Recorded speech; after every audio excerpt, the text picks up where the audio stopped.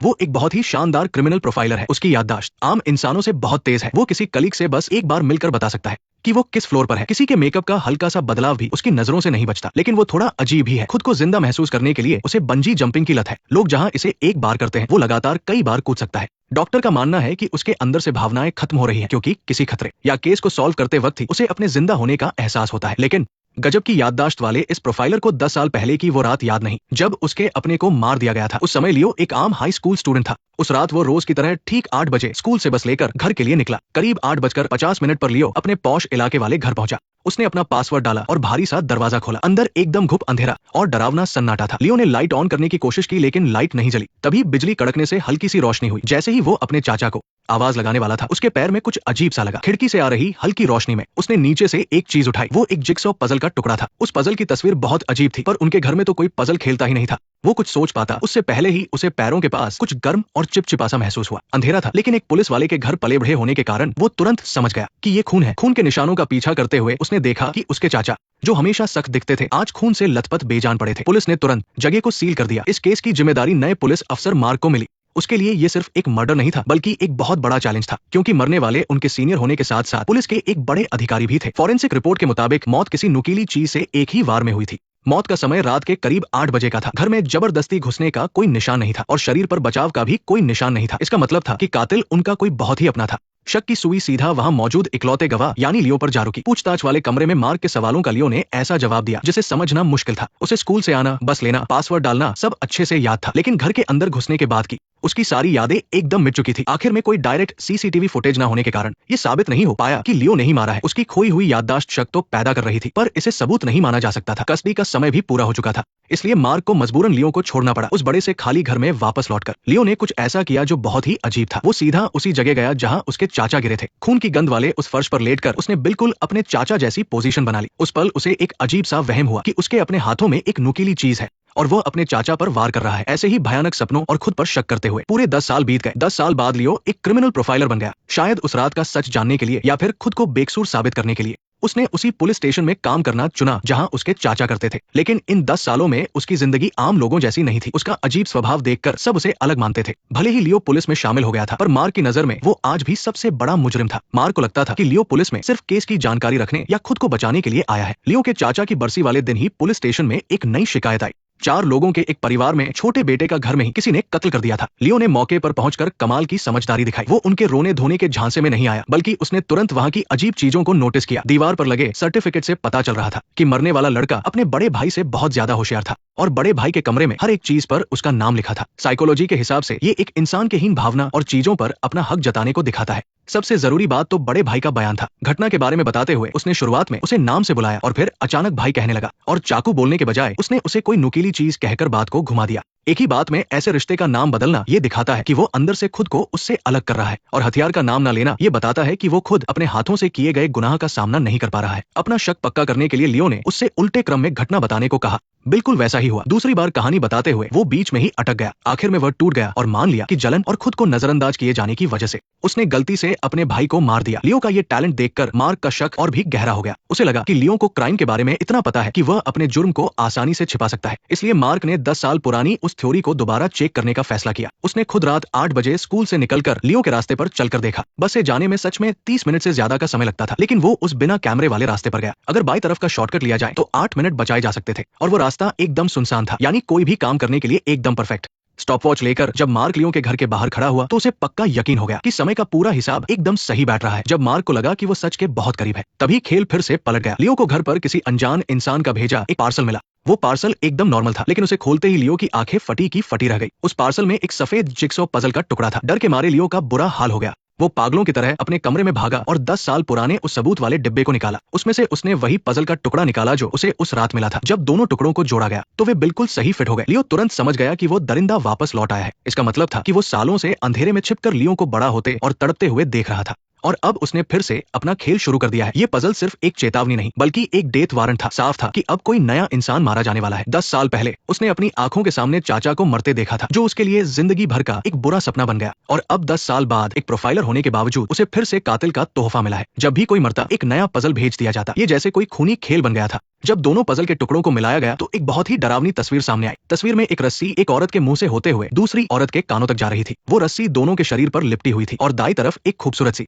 Cotton candy की गाड़ी खड़ी थी। पीछे 3 प्यारे प्यारे बच्चे खेलते हुए नजर आ रहे थे। इतनी खौफनाक और इतनी मासूम चीजों को एक साथ दिखाना कातिल के दिमाग की निशानी थी। ये कोई मजाक नहीं था, बल्कि कत्ल की चेतावनी वाला एक पजल था। लियो तुरंत समझ गया कि जिसने उसके 10 साल बर्बाद किए वो दरिंदा वापस आ गया है। उसने सबसे पहले पुलिस अफसर मार्क को कॉल किया, लेकिन फोन किसी ने नहीं उठाया। घबराया हुआ लियो गाड़ी चलाते हुए लगातार उसे फोन करता रहा और उस जगह की तरफ निकल पड़ा जहां मार्क हो सकता था। उस रात करीब 10 बजे लियो की कार एक पॉश अपार्टमेंट बिल्डिंग में घुसी। ये मार्क की माँ का घर था, जहां वो हर हफ्ते उनसे मिलने जरूर आता था। लियो उसे यहीं पर उस पजल का पूरा सच बताना चाहता था, लेकिन किस्मत को कुछ और ही मंजूर था। मार्क आज किसी केस की वजह से यहाँ नहीं आया था और जैसे ही लियो वहां से निकलने लगा उसकी याददाश्त फिर से धोखा दे गई। एक तेज दिमाग वाला प्रोफाइलर होने के बावजूद लियो भूल गया कि उसने कार कहाँ खड़ी की थी। उसे कार की चाबी दबाकर और हॉर्न सुनकर उसे खोजना पड़ा। आखिर एक अंधेरे कोने में उसे एक लाल रंग की कार दिखाई दी। उसकी हेडलाइट्स ऑन थी और उसका रंग लियो की कार से बहुत मिलता जुलता था, लेकिन पास जाते ही उसके पुलिस वाले दिमाग ने उसे रुकने पर मजबूर कर दिया। वो लाल स्पोर्ट्स कार उस गैरेज में बहुत अजीब लग रही थी और सबसे ज्यादा डराने वाला तो कार के अंदर का नजारा था। ड्राइविंग सीट पर एक औरत बैठी थी और उसके गले पर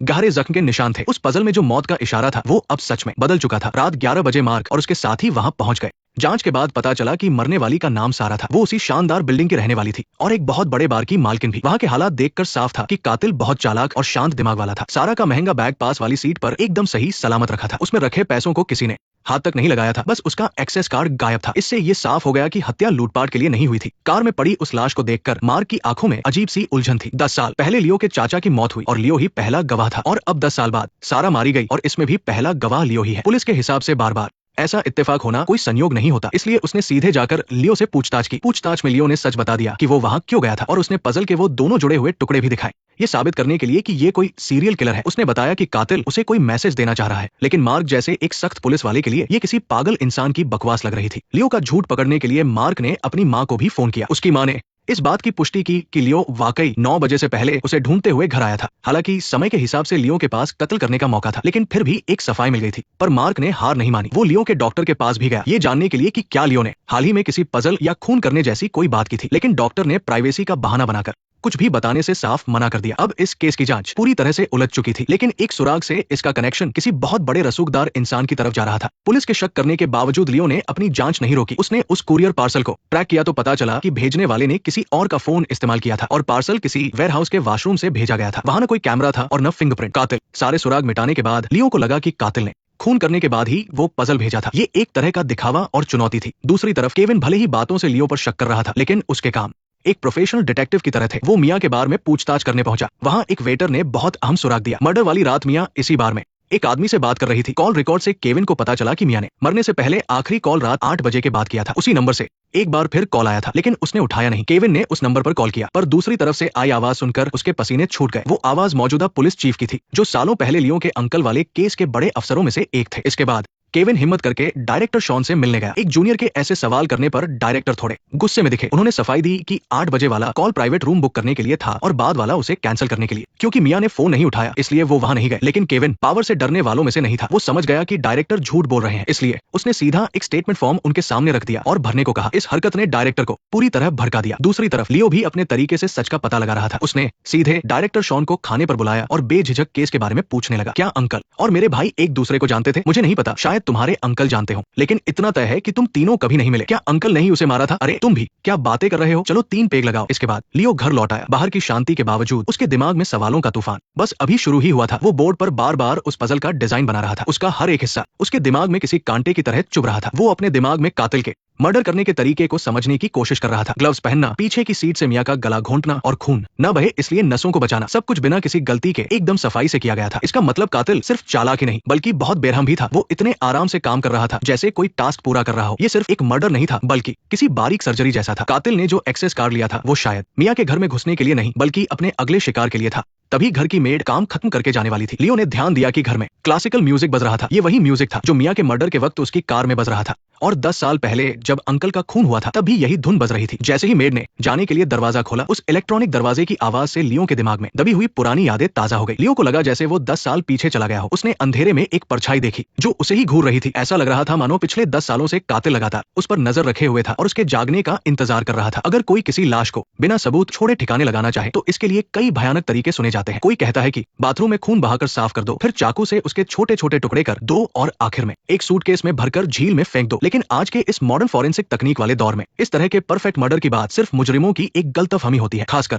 जब उनका सामना इस जीनियस से हो। मर्डर का कोई भी तरीका इसके आगे बेकार था। एक टॉप क्रिमिनल प्रोफाइलर होने के नाते लियो की नजर से कोई मुजरिम बच नहीं सकता था, लेकिन 10 साल पहले अपने ही अंकल की भयानक मौत उसके लिए एक डरावना सपना बन गई थी। उस मर्डर के वक्त वो वहीं मौजूद था। उसने महसूस किया था कि कातिल उसके ठीक पीछे है। फिर भी गहरे डर और सदमे की वजह से उसे पीटीएसडी यानी पोस्ट ट्रॉमेटिक स्ट्रेस डिसऑर्डर हो गया था। इस वजह से वो अहम बातें भूल गया था, यहाँ तक कि लंबे समय तक वो अपनी इन्हीं टूटी फूटी यादों से तड़पता रहा और एक वक्त पर उसे लगा कि चाकू पकड़ने वाला वो शैतान शायद वो खुद ही था। अब पुरानी यादें वापस आने से वो गलतफहमी दूर हो गई थी, लेकिन इस नए मर्डर केस ने एक बार फिर सब कुछ बदल दिया। इस बार शिकार बनी मियां, जिसका रस्सी से गला घोंटकर उसकी ही कार में खून कर दिया गया था। मौकाए वारदात की जांच से पुलिस को पता चला कि ये अचानक नहीं हुआ था। कुछ लोगों ने बताया कि मियां ने अपनी कार जिस जगह पार्क की थी वो पहले किसी और की फिक्स पार्किंग की जगह थी, लेकिन मर्डर से कुछ समय पहले तक जो कोई भी वहां कार पार्क करता उसकी कार के टायर पंक्चर कर दिए जाते या कार पर खरोंचे मार दी जाती, जिससे उस शख्स को अपनी पार्किंग की जगह बदलनी पड़ी। ऐसा लगता है कि कातिल ने मियां को इसी सीसीटीवी कैमरे के ब्लाइंड स्पॉट पर पार्क करने के लिए मजबूर किया और इसके लिए वो महीनों से तैयारी कर रहा था। इसके बाद केविन फिर से अंडरग्राउंड पार्किंग में पहुंचा। सीसीटीवी फुटेज की ब्राइटनेस बढ़ाकर देखने पर उसे एक डरावना सच पता चला। जब मियां की कार पार्किंग में घुसी थी तभी उसके गले में एक रस्सी बंधी हुई थी। इसका मतलब कातिल ने पार्किंग में इंतजार नहीं किया, बल्कि वो पहले से ही मियां की कार में मौजूद था। जांच आगे बढ़ने पर जेम्स नाम का एक आदमी शक के घेरे में आया। वो मियां का एक्स बॉयफ्रेंड था। नर्सिंग होम में रहने वाले मियां के पिता और बार के स्टाफ के बयानों के हिसाब से जेम्स बहुत ही गुस्से वाला और खूंखार आदमी था। मियां के साथ पैसों को लेकर उसका काफी बड़ा झगड़ा भी हुआ था। सबसे बड़ी बात यह थी कि पुलिस को मियां की कार की सीट के हेडरेस्ट पर एक आधा अधूरा फिंगरप्रिंट मिला था। मैच करने पर पता चला कि वो जेम्स का ही था। सारे सबूत जेम्स की तरफ ही इशारा कर रहे थे, लेकिन जब पुलिस की पूरी टीम उसे पकड़ने गई तो पता चला कि जेम्स गायब हो चुका है। उसकी कार की लोकेशन ट्रैक करने पर पुलिस को वो एक हाईवे के सर्विस एरिया में मिली, लेकिन सीसीटीवी फुटेज में दिखा कि जेम्स रात के 3 बजे वहां पहुंचा था और उसके बाद कभी बाहर नहीं आया। पुलिस को उसकी कार से वैसी ही एक रस्सी मिली जैसी मियां का गला घोंटने के लिए इस्तेमाल की गई थी। क्या जेम्स डर के मारे भाग गया था? सर्विस एरिया के पीछे एक सुनसान पहाड़ी थी। जमीन धंसने से रोकने के लिए वहां एक करीब 5 मीटर ऊंची दीवार बनाई गई थी। अपने शक को पुख्ता करने के लिए केविन ने एक माहिर डिटेक्टिव की तरह काम करना शुरू किया। वो खुद उस ऊंची दीवार के पास गया और अपनी पूरी ताकत लगाकर दीवार पर चढ़ने लगा, जिससे उसके हाथों में खरोंचे आ गई। उसके इस तरह चढ़ने से ये साबित हो गया कि अगर जेम्स में अच्छी खासी ताकत थी और उसे बचने की बहुत फिक्र थी तो वो दीवार फांद कर भाग सकता था। इसके बाद सुराग उन्हें एक लेक व्यू होटल तक ले गए। ये जगह अक्सर गुपचुप मुलाकात के लिए जानी जाती थी। जब केविन होटल के कमरे में पहुंचा तो पता चला कि जेम्स जा चुका है, लेकिन केविन ने बाथरूम से आ रही अजीब सी बदबू पहचान ली और उसे वॉश बेसिन के नीचे खून की कुछ बूंदें मिली जो ठीक से साफ नहीं की गई थी। पुलिस ने तुरंत वहां चप्पे चप्पे की तलाशी शुरू कर दी। झील के किनारे सूटकेस घसीटने के निशान मिले। केविन ने तुरंत गोताखोरों की टीम बुलाई। कुछ ही देर में एक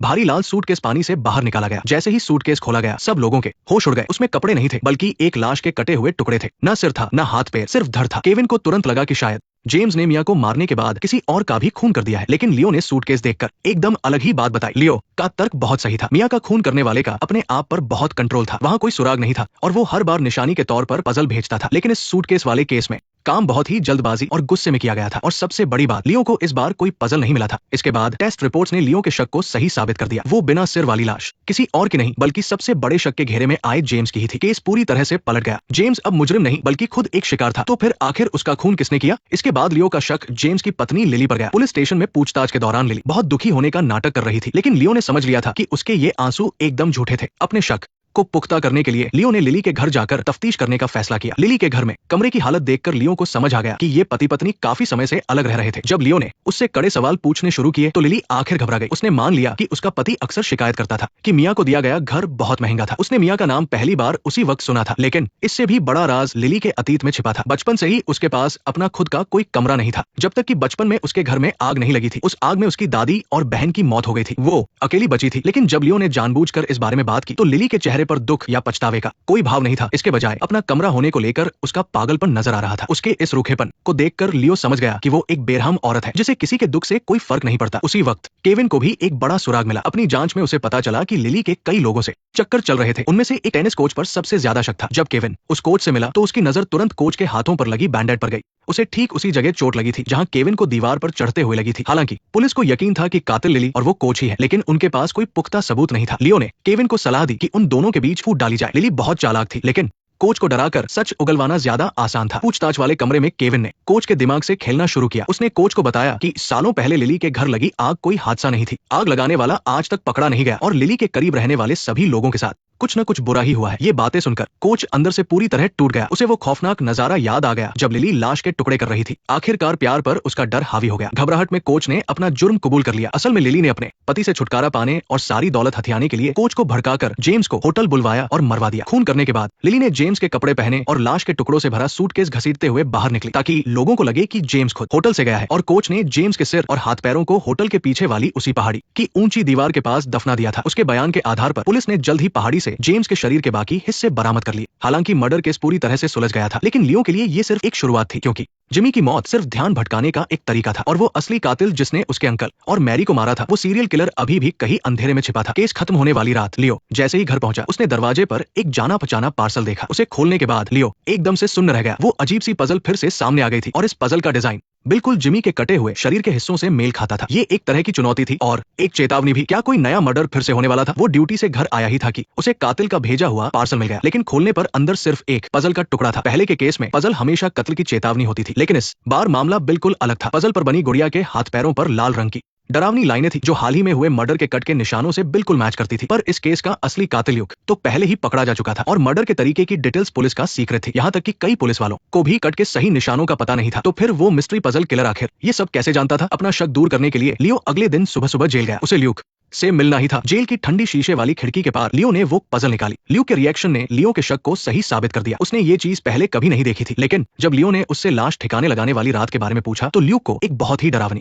बात याद आई। क्या कोई स्विमिंग पूल में था? मुझे लगा जैसे पूल में कोई था, लेकिन कौन? अगर आसपास पूल में कोई होता तो हम उसे आसानी से नोटिस कर लेते। लेकिन तुम्हें वो सूटकेस कैसे मिला? मुझे लगा कि तुमने उसे बहुत गहरा गाड़ दिया था। पूल के एंट्री गेट के पास मैंने हल्के से खरोंच के निशान देखे थे। 2 लोग सूटकेस लेकर गए थे। इसका मतलब है कि ल्यूक के जाने के बाद असली पजल किलर वहां गया था। उसने ना सिर्फ सब कुछ देखा, बल्कि शायद किसी वजह से पहियों के नकली निशान भी बना दिए थे। वो सीरियल किलर दरअसल हमेशा उनके आसपास ही छिपा था और किसी भूत की तरह सब कुछ कंट्रोल कर रहा था। जब लियो पजल वाले केस में उलझा हुआ था, तभी एक फैक्ट्री में मर्डर हो गया जिसका इस केस से कोई लेना देना नहीं लग रहा था। पर ये नया केस अचानक उस पजल की मिस्ट्री सुलझाने की चाबी बन गया। मरने वाले का नाम टॉम था, जो फैक्ट्री का एक बहुत ही सीधा साधा वर्कर था। वो अपने 3 दोस्तों के साथ पार्टी में शराब पी रहा था, तभी जहर से उसकी मौत हो गई। मर्डर वाली जगह अंदर से पूरी तरह लॉक थी। कैमरे में दिखा कि उन 3 लोगों के अलावा कोई और अंदर या बाहर नहीं गया। ये साफ तौर पर किसी जान पहचान वाले का काम लग रहा था। पुलिस ने तुरंत उन तीनों पर शक किया। ऐसा लग रहा था कि हर कोई कातिल हो सकता है, लेकिन लियो और केविन की गहरी छानबीन के बाद उन सब पर से शक एक एक करके हट गया। बॉब पर कर्ज तो था, लेकिन उसने ज्यादातर पैसा चुका दिया था, इसलिए बचे हुए पैसे के लिए किसी को मारने की कोई वजह नहीं थी। पॉल तो वैसे ही बहुत डरपोक था, उसमें जहर देने की हिम्मत ही नहीं थी। और रही बात पीटर की, तो वो कुछ मिनटों के लिए गायब जरूर हुआ था, लेकिन वो अपने एक रिश्तेदार से मिलने गया था जिसका उसके पास पक्का सबूत था। इसके बाद लियो ने फिर से क्राइम सीन की तलाशी ली। उसने देखा कि टॉम का कमरा छोटा जरूर था, लेकिन बहुत साफ सुथरा था। हर चीज अपनी जगह पर अच्छे से रखी थी, जैसे वो किसी बड़े काम की तैयारी कर रहा हो। शीशे पर लगी टॉम और उसके दोस्तों की फोटो देखकर लियो को अचानक कुछ समझ आया। सच बहुत ही रुला देने वाला था। दरअसल 1 साल पहले टॉम का बेटा टॉमी भी इसी फैक्ट्री में काम करता था। उस दिन टॉम को किसी काम से बाहर जाना पड़ा, तो उसने अपने बेटे को इन तीनों के भरोसे छोड़ दिया था। लेकिन इन तीनों ने काम से बचने और शराब पीने के लिए टॉमी को अकेले मशीन चलाने छोड़ दिया, जिसकी वजह से टॉमी का हाथ मशीन के पट्टे में फंस गया। जब उसकी जान पर बनी थी, तब इन तीनों ने उसे बचाने के बजाय ये सोचा कि कहीं वे ना फंस जाए। पीटर ने पुलिस को फोन करने से रोका और पहले बॉस को बताने की जिद की, क्योंकि बॉस का फोन नहीं लगा और उसे बचाने का जरूरी समय ऐसे ही बर्बाद हो गया। टॉमी तड़प तड़प कर मर गया। इसके बाद इन तीनों ने मिलकर एक झूठी कहानी बनाई और इसे टॉमी की ही गलती बताकर एक एक्सीडेंट साबित कर दिया। उस बेकसूर लड़के पर सारा इल्जाम डाल दिया गया, जो अब अपनी सफाई नहीं दे सकता था। टॉम बाहर से भले ही शांत दिखता था, लेकिन अंदर ही अंदर वो नफरत की आग में जल रहा था। उसे इन 3 धोखेबाज दोस्तों और इस मतलबी दुनिया से सख्त नफरत हो गई थी, इसलिए उसने इस सुसाइड का पूरा प्लान बनाया। उस रात टॉम ने खुद अपनी शराब में तेज निकोटीन का जहर मिलाया और फिर अपने दुश्मनों के सामने उसे पी लिया। जहर तुरंत उसके पूरे शरीर में फैल गया, लेकिन टॉम ने उफ तक नहीं की। वो उस दर्द को सहता हुआ मर गया, सिर्फ इसलिए ताकि इन तीनों पर उसके कत्ल का इल्जाम लगे और वे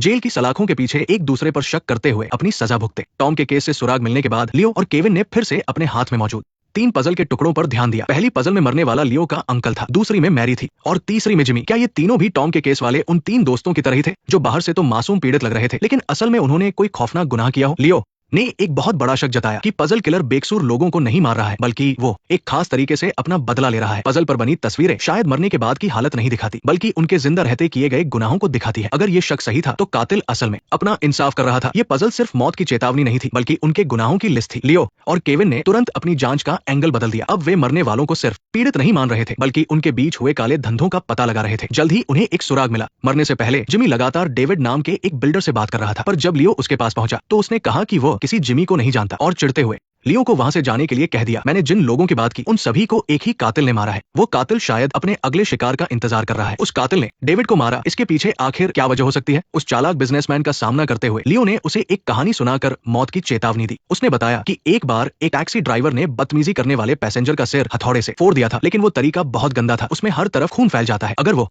कातिल होता तो वो एक साफ सुथरा तरीका अपनाता, जैसे कि किसी तेज सुई से सिर के पीछे गर्दन की पहली हड्डी में छेद करना। एक बार और खेल खत्म, कोई निशान नहीं। लियो ने ये बातें सिर्फ डेविड को डराने के लिए कही थी ताकि वो सच उगल दे, लेकिन डेविड ने गुस्से में आकर लियो को बाहर निकाल दिया। लेकिन कुछ घंटों बाद ही पुलिस को खबर मिली कि डेविड अपने ऑफिस में मरा हुआ मिला। पहली नजर में मौत की वजह हार्ट अटैक लग रही थी, लेकिन जब लियो ने लाश के सिर के पीछे के बाल हटाए तो वहां एक बहुत ही छोटा सा सुई का निशान था। उसकी मौत बिल्कुल वैसी ही हुई थी जैसा उसने सुबह बताया था। और डेविड की मौत के अगले दिन ही पजल का चौथा टुकड़ा भी आ गया। इस बार पजल में एक जोकर बना हुआ था। लियो ने चारों पजल को एक साथ जोड़ा और आखिरकार उस जगह का पता लगा लिया। वो जगह थी ड्रीम अम्यूजमेंट पार्क। ये सालों पुराना एक अम्यूजमेंट पार्क था जिसे अब तोड़ा जाने वाला था। हालांकि लियो की जांच के दौरान वहां के मैनेजर ने कहा कि यहाँ कभी कोई मर्डर नहीं हुआ है, लेकिन लियो का मन कह रहा था कि यही जगह उन सारे जुर्म की जड़ है। इसी बीच पुलिस स्टेशन के अंदर भी दरारें आनी शुरू हो गई। केविन के पार्टनर को डेविड के मर्डर के सबूत इकट्ठा करते वक्त पता चला कि एक चीज गायब थी। उसने वहां एक पुराना रूमाल देखा था, लेकिन सबूतों की लिस्ट से वो गायब था। उसने और केविन ने सबूतों वाला वीडियो चेक किया तो देखा कि वीडियो में भी वो रूमाल नहीं था। इसका मतलब था कि पुलिस स्टेशन के अंदर कोई गड़बड़ है। किसी ने पुलिस की जांच से पहले ही चुपके से वो जरूरी सबूत चुरा लिया था। इस बात ने केविन को बहुत बड़े खतरे का एहसास कराया, इसलिए उसने फिलहाल इस बात को छिपाकर चुपचाप जांच करने का फैसला किया। जब केविन पुलिस स्टेशन में छिपे हुए गद्दार को ढूंढ रहा था, तब लियो ने बाहर से उन सभी को जोड़ने वाली अहम कड़ी ढूंढ निकाली। पजल से जुड़े चारों मरने वाले लोग एक एक करके एक ही अपार्टमेंट के मालिक रह चुके थे। ये अपार्टमेंट यूनिक सिटी में था, जो किसी शापित चीज की तरह उनके हाथों से गुजरा था। उन लोगों के बीच जरूर कोई बड़ा पैसों का खेल था और ये घर उनके गुनाहों को छिपाने का एक ठिकाना था। जैसे जैसे जांच आगे बढ़ी, एक बहुत बड़ा जाल सामने आने लगा। वो पजल सिर्फ मौत का पैगाम नहीं थी, बल्कि इन लोगों के लालच और जुर्म का सबूत थी। कातिल हर मर्डर के बाद क्राइम सीन पर पजल का एक टुकड़ा छोड़ जाता था। जब 4 मर्डर हो गए तो इन 4 टुकड़ों ने मिलकर एक बहुत ही भयानक तस्वीर बनाई। और सबसे ज्यादा चौंकाने वाली बात यह थी कि उस पजल के पीछे एक बहुत गहरा राज छिपा था। ऐसा लग रहा था कि कातिल जानबूझकर पुलिस को सीरियल किलिंग से भी किसी बड़े केस की तरफ इशारा कर रहा है, और अभी के सारे सुराग एक ही जगह की तरफ इशारा कर रहे थे। एक आलीशान हवेली। यूनिक सिटी की ये बड़ी सी हवेली अपने आप में ही बहुत अजीब थी। लियो को जांच में पता चला कि इस घर की ओनरशिप बहुत तेजी से और अजीब तरीके से बार बार बदली गई थी। इसके पहले मालिक रियल एस्टेट के बहुत बड़े बिजनेसमैन डेविड थे। सिर्फ 2 महीनों में ये घर जिमी के नाम कर दिया गया, और फिर 1 महीने बाद ही घर फिर से मैरी के नाम हो गया। ये सब सिर्फ 3 महीने के अंदर हुआ, वो भी बिना किसी कानूनी लड़ाई या एक्सीडेंट के रिकॉर्ड के। और सबसे अजीब बात यह थी कि आज इस एक ही घर के वो सभी मालिक ठंडी लाश बन चुके थे। इसके बाद लियो ने केस की प्रोफाइलिंग से पता लगाया कि ये तीनों किसी एक बड़े जुर्म में साथ मिले हुए थे, और करोड़ों की कीमत वाली ये हवेली उनके इसी जुर्म का इनाम थी। उन्होंने एक रिले रेस की तरह बहुत कम समय में एक दूसरे को इसका फायदा पहुंचाया। लेकिन यहाँ एक बहुत बड़ी गड़बड़ थी। लियो का अंकल एलेक्स, जो इस पजल किलिंग का पहला शिकार था, वो इस घर के लेन देन में कहीं भी शामिल नहीं था। अगर ये 4 लोगों का प्लान था तो फिर सिर्फ एलेक्स को ही इसका हिस्सा क्यों नहीं मिला? अपने अंकल के इस राज से पर्दा उठाने के लिए लियो और केविन ने पुरानी फाइलें खंगालने का फैसला किया। केविन को पुरानी जानकारी रखने वाले चीफ स्मिथ मिले और एक पुरानी दबी हुई कहानी सामने आई। चीफ स्मिथ ने बताया कि उस वक्त एलेक्स एक बहुत ही होनहार इंसान था, लेकिन उसका करियर स्टॉकिंग सीरियल किलर नाम के एक खौफनाक केस में बर्बाद हो गया। वो एक बहुत ही अफरातफरी वाला दौर था। बारिश वाले हर सोमवार को कोई ना कोई बेकसूर लड़की मारी जाती थी। मरने वाली के चेहरे पर स्टॉकिंग्स लपेटी होती थी और मर्डर का तरीका बहुत ही खौफनाक होता था। उसे लगा था कि सिर्फ 3 लोग मारे गए हैं, लेकिन जैसे जैसे जांच आगे बढ़ी, मरने वालों की संख्या बढ़कर 5 हो गई। जनता का गुस्सा बेकाबू हो गया। ऐसे में रिचर्ड को लोकल चीफ होने के नाते मामले को शांत करने के लिए मजबूरन इस्तीफा देना पड़ा। ये सुराग 10 साल पुराने एक केस की तरफ इशारा कर रहा था। जैक और केविन जब रिकॉर्ड रूम में फाइलें खंगाल रहे थे तो उन्हें एक मामूली सा केस मिला। ये केस रिचर्ड के इस्तीफे से ठीक पहले का था। स्टॉकिंग मर्डर केस की आखिरी शिकार के भाई ने मॉर्निंग न्यूज के एक रिपोर्टर पर मानहानि का केस किया था। केस इसलिए किया गया था क्योंकि उस रिपोर्टर ने अटेंशन पाने के लिए मरने वाली लड़की को बार डांसर बताया था, लेकिन 3 महीने लटकने के बाद बिना किसी सबूत के ये केस बंद कर दिया गया। जब दोनों को लगा कि उन्हें अहम सुराग मिल गया है और उन्होंने केस करने वाले उस परिवार को खोज लिया, तो उन्हें पता चला कि वो रिपोर्टर स्मिथ तो सालों पहले ही मर चुका है, और केस दर्ज होने के कुछ ही समय बाद उसने अपने घर में सुसाइड कर लिया था। ये खबर सुनकर जैक और केविन को कुछ गड़बड़ लगी। उन्होंने तुरंत रिपोर्टर स्मिथ की डेथ फाइल मंगवाई। तेज दिमाग वाले जैक ने क्राइम सीन की तस्वीरों में एक ऐसी चीज देखी जिसने उनके होश उड़ा दिए। स्मिथ की लाश के पास बिस्तर पर एक पजल का टुकड़ा रखा हुआ था। इसका मतलब था कि कातिल ने 10 साल पहले ही ये खूनी खेल शुरू कर दिया था, और रिचर्ड की मौत तो बस उसकी इस लंबी रिवेंज प्लानिंग का एक हिस्सा थी। उस पजल पर बनी तस्वीर और भी डरावनी थी। एक आदमी के हाथ में कैमरा था, लेकिन उसकी दोनों आंखें धागे जैसी किसी चीज से सिली हुई थी। ये कातिल का पुलिस का सीधा मजाक उड़ाना था। लेकिन जिस बात ने केविन को सबसे ज्यादा डरा दिया वो ये थी कि सालों पहले रिपोर्टर स्मिथ केस का इंचार्ज कोई और नहीं बल्कि उसका भरोसेमंद बॉस कैप्टन जॉन था। कैप्टन जॉन ने उस वक्त इस पजल के टुकड़े को देखा था, लेकिन अब चल रहे सीरियल मर्डर केस में उसने इसका एक बार भी जिक्र नहीं किया। अब केविन अपने मन के शक को दबा नहीं पाया। उसने सीधा कैप्टन जॉन को मिलने बुलाया। सवालों के सामने कैप्टन ने कोई बहाना नहीं बनाया, लेकिन उसने जो सच बताया उसने केविन को और भी बड़ी उलझन में डाल दिया। हालांकि कैप्टन जॉन ने माना कि उसने पजल वाली बात छुपाई थी, लेकिन उसकी वजह ऐसी थी जिसे झुठलाया नहीं जा सकता था, क्योंकि उसे जैक पर भरोसा नहीं था। दरअसल 10 साल पहले रिपोर्टर स्मिथ की मौत ओकवुड अपार्टमेंट में हुई थी। उस रात जैक, जो तब स्कूल में था, अपने दोस्तों के साथ ऊपर वाले कमरे में ट्यूशन पढ़ रहा था। सीसीटीवी फुटेज में दिखा कि देर रात सभी बच्चे एक एक करके बिल्डिंग से निकल गए, लेकिन जैक को बाहर आते किसी ने नहीं देखा। इसका मतलब जिस वक्त रिपोर्टर स्मिथ की मौत हुई, जैक उसी बिल्डिंग में था और उसके पास खुद को बेगुनाह साबित करने का कोई सबूत नहीं था। मैं भी पीटर का पर्दाफाश करना चाहता था, लेकिन अचानक सेंट्रल पुलिस ने मुझे पकड़ लिया। 8 महीने बाद चीफ डेविड का कत्ल हो गया। सारा को लेकर भी उड़ रही अफवाहें साफ नहीं है। क्या तुम्हें सारा पर भरोसा है?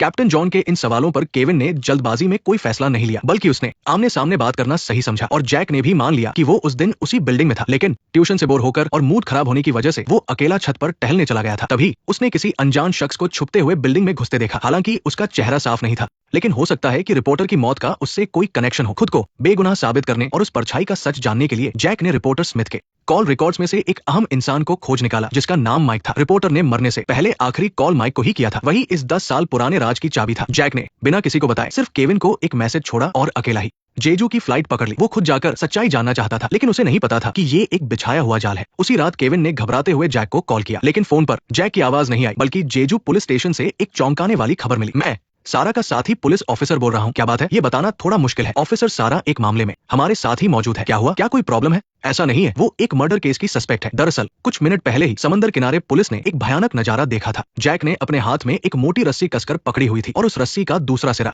सीधे माइक के गले से बंधा था, जो इस केस का अहम गवाह था। देखते ही देखते जैक कातिल को खोजने वाले से खुद एक मुजरिम बन गया था, लेकिन किसी को नहीं पता था कि जैक को हथकड़ी लगने के बाद ही असली खेल शुरू होने वाला है। वो आदमी बस समंदर किनारे मछली पकड़ने गया था और सीरियल किलर का शिकार बन गया। उसने खुद को बचाने के लिए चाकू उठा लिया, लेकिन वहाँ दूर दूर तक कोई नहीं था। हालांकि जैसे ही वो उठा, उसे सब कुछ धुंधला दिखने लगा। जब उसने पीछे मुड़कर देखा तो उसकी आंखों में खौफ भर गया, जैसे उसने कुछ बहुत डरावना देख लिया हो। इससे भी अजीब बात यह थी कि जब वो आदमी दोबारा दिखा तो वो एक लाश बन चुका था। वहाँ किसी तीसरे इंसान के होने का कोई नामो निशान नहीं था। सारा शक वहाँ मौजूद जैक पर जा रहा था। हालांकि ये तेज तर्रार क्रिमिनल प्रोफाइलर पुलिस की पूछताछ में बहुत ही अजीब बर्ताव कर रहा था। उसने अपनी सफाई में कुछ भी कहने से मना कर दिया और केविन के सवालों पर भी एकदम चुप रहा। हार मानकर केविन ने जैक की पुरानी साइकोलॉजिस्ट डॉक्टर लिंडा से संपर्क किया, इस उम्मीद में कि वो सच उगलवा लेगी। लेकिन डॉक्टर लिंडा के साथ एक और डॉक्टर टॉम भी वहां आए थे। ये दोनों डॉक्टर जैक के काफी करीब थे, लेकिन अपने पुराने दोस्तों के सामने भी जैक ने कुछ नहीं बोला और खामोश ही रहा। जैक के खुद को जेल भेजने की एक बड़ी वजह थी, क्योंकि उसने एक बात नोटिस कर ली थी, कातिल ने उसे पजल भेजा था। इसका मतलब वो चाहता है कि जैक सच का पता लगाए, इसलिए जब तक सच सामने नहीं आता कातिल उसे कोई नुकसान नहीं पहुंचाएगा और नहीं जेल जाने देगा। तो अब जेल में रहने के दौरान जो भी इंसान उससे मिलने आएगा वही कातिल हो सकता है या फिर कातिल का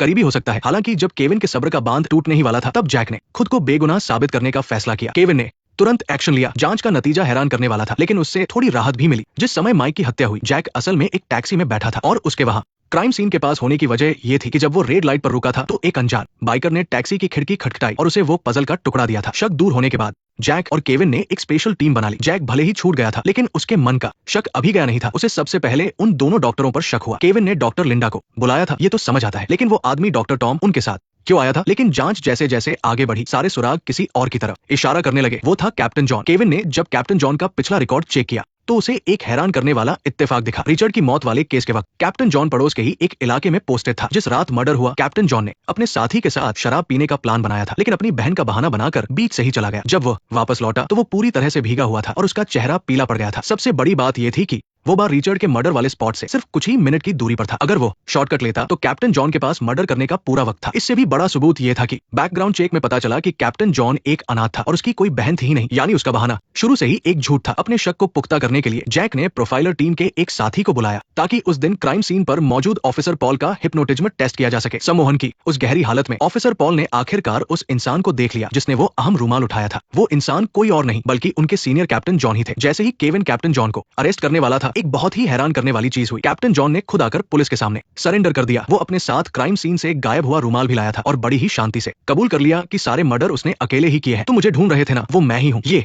कहानी एकदम से पलट गई, जिस वजह से उन लोगों को शक हो रहा था। लेकिन कैप्टन जॉन ने एक अजीब सी शर्त रखी। उसने कहा कि जब तक मीडिया नहीं आ जाती वो कैमरे के सामने ही अपना जुर्म कबूल करेगा और मर्डर करने की वजह बताएगा। लेकिन एक प्रोफाइलर होने के नाते जैक ने कैप्टन जॉन की आंखों में छिपा डर साफ देख लिया था। जब जैक ने इंटेरोगेशन रूम में जाकर रिचर्ड की मौत की रात के बारे में सवाल पूछे तो कैप्टन जॉन के जवाब में कॉन्फिडेंस तो था, लेकिन उसकी बातों का कोई सिर पैर नहीं था। उसी पल जैक को यकीन हो गया कि कैप्टन जॉन असली कातिल नहीं है, बल्कि वो किसी और को बचा रहा है। जैसे जैसे जांच आगे बढ़ी, कैप्टन जॉन का सच सामने आ गया। वो बचपन में एक अनाथ आश्रम में पला बढ़ा था और बड़ा होने के बाद अनाथ बच्चों की मदद करता था। उसका घर तो मानो इन अनाथ बच्चों का बसेरा बन चुका था। जैक को शक हुआ कि असली कातिल जरूर इन्हीं बच्चों में से कोई है, जिन्हें कैप्टन जॉन अपने बच्चों की तरह प्यार करता है। उन 20-25 नामों में कोई ऐसा था जिसके लिए कैप्टन जॉन अपनी जान भी दे सकता था। मर्डर का कोई सीधा सबूत न होने और ऊपर से पड़ रहे प्रेशर की वजह से कुछ घंटों के बाद कैप्टन जॉन को रिहा कर दिया गया। लेकिन ये केस का अंत नहीं था, बल्कि केविन का बिछाया हुआ जाल था। उसने ऑफिसर पॉल को कैप्टन जॉन के पीछे लगा दिया ताकि असली कातिल तक पहुंचा जा सके। अगली सुबह ये जानते हुए भी कि कोई उसका पीछा कर रहा है, कैप्टन जॉन अपनी कार से शहर के बाहर चला गया। वो एक जंगल था। उसी वक्त जॉर्ज नाम का एक वीआईपी वहां शिकार कर रहा था। जॉर्ज पहले एक सरकारी वकील था और अब एक बड़ा वकील बन चुका था। कैप्टन का पीछा कर रहे पॉल का ध्यान गोली चलने की आवाज से भटक गया और तभी पीछे से आकर कैप्टन जॉन ने उसे बेहोश कर दिया। कैप्टन ने पॉल की बंदूक छीन ली, लेकिन उसे मारा नहीं, बल्कि वो मुड़कर घने जंगल की ओर भागने लगा, क्योंकि कैप्टन जॉन को पता था कि असली कातिल वही अंधेरे में कहीं छिपा है और उसकी बंदूक का निशाना जॉर्ज की तरफ ही है। तभी गोली चली। जब केविन वहां पहुंचा तो उसने देखा कि कैप्टन जॉन खून से लथपथ जमीन पर गिरा है। उसके सीने में गोली लगी थी और वो आखिरी सांसें ले रहा था। मरते मरते उसने केविन का हाथ पकड़ा और रुक रुक कर अपने आखिरी शब्द कहे, स्मिथ, पीटर, जेम्स, डेविड, ये सभी बुरे लोग हैं, लेकिन ये सब मेरी वजह से शुरू हुआ था। उस बच्चे की कोई गलती नहीं है। कौन सा बच्चा? इसके बाद जिंदगी भर दूसरों के लिए जीने वाला ये शख्स अपने सीने में एक गहरा राज ली। उसकी सांसें रुक गई। लेकिन कैप्टन की मौत के साथ ये खूनी खेल खत्म नहीं हुआ। केविन को तुरंत अस्पताल ले जाया गया, लेकिन वो भी इस पहेली का एक शिकार था। एलेक्स समझ गया कि कातिल उनके ही बीच है। कैप्टन मरते दम तक जिस राज को छुपा रहे थे, उसके लिए कातिल फिर से हमला जरूर करेगा। असली कातिल को बाहर लाने के लिए एलेक्स ने एक बहुत बड़ा फैसला लिया। उसने मीडिया के जरिए सनसनी फैलाने का प्लान बनाया। उसी रात न्यूज चैनल को एक अनजान टिप मिली, जिसमें इस सीरियल किलिंग के सारे राज खोल दिए गए। लेकिन किसी ने नहीं सोचा था कि कातिल इतनी जल्दी पलटवार करेगा। अगले ही दिन एक नई पहेली सामने आ गई, पर इस बार कातिल ने इसे एलेक्स को नहीं, बल्कि सीधे टीवी चैनल को भेजा था। ये पहेली केविन के नाम थी, जिसका मतलब था कि उसकी मौत पक्की है। जबकि मार्क लगातार वार्ड के बाहर पहरा दे रहा था। केविन अभी भी कोमा में था, लेकिन उसकी धड़कन एकदम नॉर्मल थी। यहाँ सब ठीक है, ये क्या हो रहा है? तभी अचानक हार्ट मॉनिटर से एक लंबी और तेज बीप की आवाज आई। केविन की धड़कनें पल भर में रुक गई। पुलिस के इतने कड़े पहरे के बावजूद और कैप्टन की कुर्बानी के बाद भी सातवां शिकार मौत के चंगुल से बच नहीं पाया। किसी को यकीन नहीं हुआ कि पहेली की भविष्यवाणी फिर से सच हो गई। एलेक्स ने क्राइम सीन पर खड़े होकर अपनी आंखें बंद की और अगले ही पल वो अपनी ख्यालों की दुनिया में पहुंच गया। यहाँ उसके हाथ में एक बंदूक थी और उसका निशाना सामने खड़े आदमी पर था। लेकिन जैसे ही वो ट्रिगर दबाने वाला था, अचानक एक और परछाई सामने आ गई। इससे उसका पूरा प्लान खराब हो गया। जैसे ही वो आदमी भागने लगा, एलेक्स ने तुरंत 2 गोलियां चलाई, पर जानबूझकर उसे जान से नहीं मारा। असल में ये सब एलेक्स की कल्पना थी। उसकी आदत थी कि वो कातिल के नजरिए से सोचकर मामले को समझता था। अगर वो कातिल और कैप्टन के बीच का कनेक्शन ढूंढ ले तो शायद असली मुजरिम तक पहुंच सके। उधर सातवें शिकार केविन की अस्पताल में मौत हो चुकी थी। पोस्टमार्टम से पता चला कि उसे जहर दिया गया था। एलेक्स समझ गया कि कातिल को मेडिकल की अच्छी जानकारी है, तभी वो बिना किसी को भनक लगे इंजेक्शन देकर किसी की जान ले पाया। इसी सुराग के सहारे एलेक्स फिर से अस्पताल पहुंचा। इस बार उसे डॉक्टर पीटर पर शक था। डॉक्टर पीटर के केबिन में एलेक्स की नजर दीवार पर टंगी एक पेंटिंग पर ठहर गई, क्योंकि उस पेंटिंग के कोने में बहुत ही छोटे अक्षरों में कुछ लिखा था। ये बिल्कुल वैसा ही निशान था जो मौत की उन पहेलियों के पीछे बना था। इसके बाद एलेक्स को डॉक्टर के घर पर भी ऐसी कई पेंटिंग्स मिली। अब सारे सबूत आपस में जुड़ रहे थे। डॉक्टर पीटर ही वो कातिल था जो पहेलियों से मौत का खेल खेल रहा था। लेकिन जैसे ही पुलिस उसे गिरफ्तार करने निकली, डॉक्टर ने खुद कॉल कर दिया। अभी मार्क कुछ समझ पाता उससे पहले ही फोन कट गया। पुलिस ने अपनी टीम के जरिए उस फोन बूथ की लोकेशन ढूंढ ली। पास की एक कार के कैमरे में साफ दिखा कि कॉल डॉक्टर पीटर ने ही किया था। सबूत पक्के थे और सुई इसी अजीब शौक वाले डॉक्टर पर आकर टिक गई। इन पक्के सबूतों के आधार पर डॉक्टर को पूछताछ के लिए लाया गया, लेकिन उसने जो बताया उससे ये केस एक नई उलझन में फंस गया। डॉक्टर ने माना कि पहेलियां उसने बनाई थी, पर किसी और के कहने पर, और वह शख्स कोई और नहीं बल्कि इंटर्नशिप के दिनों से उसकी साथ पढ़ने वाली दोस्त थी। वो इस दुनिया में सिर्फ उसी पर भरोसा करता था और वह थी साइकियाट्रिस्ट सारा। दरअसल डॉक्टर का एक ऐसा राज था जो वो किसी को नहीं बता सकता था। उसकी असलियत समाज में शायद कोई नहीं समझता, सिर्फ सारा ही उसके इस राज को जानती थी। अपनी दोस्त पर पूरा भरोसा होने के कारण उसने सारा के लिए ये अजीब पेंटिंग्स बनाई। उसे अंदाजा भी नहीं था कि इनका इस्तेमाल कत्ल के लिए होगा। डॉक्टर की बात सुनकर एलेक्स सन्न रह गया। वो सोच भी नहीं सकता था कि जो डॉक्टर हमेशा उसकी परेशानी सुनती थी, असल में वही पहली वाली कातिल है। ये सुनकर एलेक्स के होश उड़ गए। उसे याद आया कि जब उसे दूसरी पहेली मिली थी, तब वो सारा से अपनी काउंसलिंग लेकर ही लौटा था, यानी जो साइकियाट्रिस्ट उसे हिम्मत दे रही थी वही चुपके से पुलिस की हर चाल पर नजर रखे हुए थी। यहाँ तक कि वो एलेक्स के दिमाग से भी खेल रही थी। ये समझते ही एलेक्स फौरन सारा के घर की तरफ भागा। घर के अंदर कोई नहीं था, लेकिन सामने ही उसे 8वीं पहेली मिली। उस पर एक भयानक राजा बना था जो ताकत का प्रतीक था। सारा का असली मकसद जानने के लिए एलेक्स और मार्क ने उसके अतीत को खंगालना शुरू किया। उनका सुराग एक लापता बच्चे से जुड़ा था। सारा के स्कूल के दोस्तों से पता चला कि उसका बचपन बहुत दर्दनाक था। उसका असली नाम लिली था और उसे अम्यूजमेंट पार्क से बहुत नफरत थी, क्योंकि उसी जगह वो अपनी माँ से बिछड़ गई थी, जिसके बाद उसे अनाथालय भेज दिया गया था। इसी बीच पुलिस को लापता बच्चों के रिकॉर्ड्स में एक बड़ी कामयाबी मिली। ड्रीम अम्यूजमेंट पार्क सर्च करते ही सालों पुरानी एक फाइल सामने आई। इस लापता बच्ची का नाम लिली था जो आज की सारा थी, और उस समय बच्ची को ढूंढने वाले पोस्टर पर जो पता लिखा था वो एक पुरानी मार्केट की दुकान का था। ये वही जगह थी जिसके बारे में कैप्टन ने मरने से पहले बताया था। पता चला कि आज शहर के बीचों बीच जो आलीशान अपार्टमेंट बना है वो उसी पुरानी मार्केट को तोड़कर बनाया गया था। सालों पहले शहर को मॉडर्न बनाने के नाम पर उस मार्केट को तोड़ने का फरमान जारी हुआ था। उस प्रोजेक्ट के बिल्डर स्मिथ ने काम जल्दी खत्म करने के लिए जॉन नाम के एक गुंडे को रखा और लालची लिसा को दुकानदारों को भड़काने और धोखा देने का काम सौंपा गया।